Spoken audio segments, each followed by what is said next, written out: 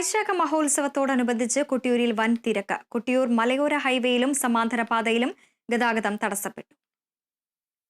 കൊട്ടിയൂർ വൈശാഖ മഹോത്സവത്തിൽ ഭക്തജന തിരക്കിൽ ആറാടി കൊട്ടിയൂർ അക്കര സന്നിധാനം. സംസ്ഥാനത്തിന്റെ വിവിധ കോണുകളിൽ നിന്നായി ആയിരക്കണക്കിന് ഭക്തജനങ്ങളാണ് കൊട്ടിയൂരിലേക്ക് ഒഴുകിയെത്തുന്നത്. ഇതിനിടെ ഗതാഗതക്കുരുക്ക് രൂക്ഷമായതോടെ ഭക്തജനങ്ങൾ വീർപ്പുമുട്ടി. കഴിഞ്ഞ ശനി ഞായർ ദിവസങ്ങളിൽ അനുഭവപ്പെട്ടത്ര തിരക്കില്ലായിരുന്നെങ്കിലും ഗതാഗതക്കുരുക്ക് ഭക്തജനങ്ങളെ വലച്ചു. പോലീസിന്റെ സമയോചിത ഇടപെടൽ ഗതാഗതക്കുരുക്ക് ഒഴിവാക്കാൻ സഹായകമായി. പുലർച്ചെ മുതൽ ഭക്തജനങ്ങളുമായെത്തുന്ന വലിയ വാഹനങ്ങൾ കൊട്ടിയൂരിൽ ഭക്തജനങ്ങളെ ഇറക്കി പാർക്കിങ്ങിനായി മാറ്റും. കേളകം, ചുങ്കക്കുന്ന് മേഖലകൾ ഒരുക്കിയ പാർക്കിംഗ് സൗകര്യം ഭക്തജനങ്ങൾക്ക് ആശ്വാസമായി. അതേസമയം രാവിലെ ചുങ്കക്കുന്ന് മുതൽ മലയോര ഹൈവേയിൽ ഗതാഗതം തടസ്സപ്പെട്ടു. Kerala vision news, Kottiyoor.